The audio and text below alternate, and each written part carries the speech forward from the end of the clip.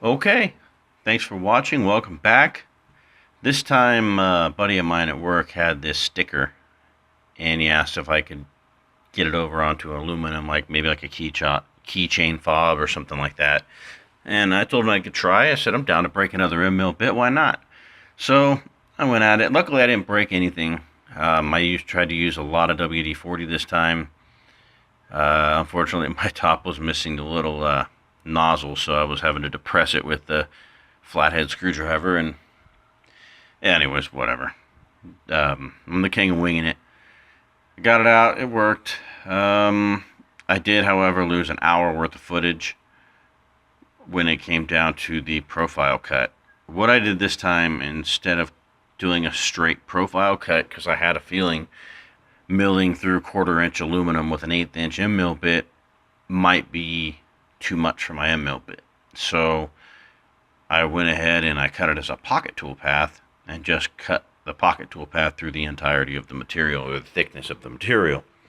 And it worked good. The only problem is it took an hour and a half, and you'll see I stopped the video when I'm working with the 1/8 inch end mill bit, and after that I reloaded the video, or I started a new video, and it was over an hour, and apparently that was too long for my phone, or my phone slash Hit Film Express. I'm not sure what it is.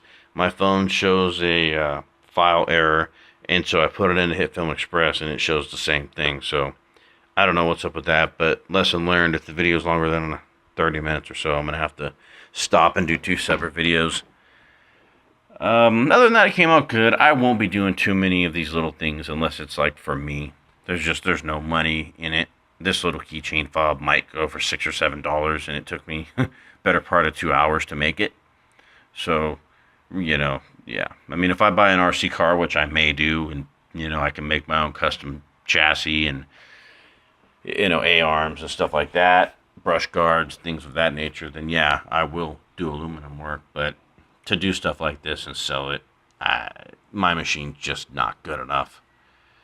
I need something probably that can push at least a 1/2 inch with shank, a 1/2 inch shank, and run bigger clearance tools. So anyway, so that's it for this one. I appreciate y'all watching. Hit that subscribe button and thumb it up.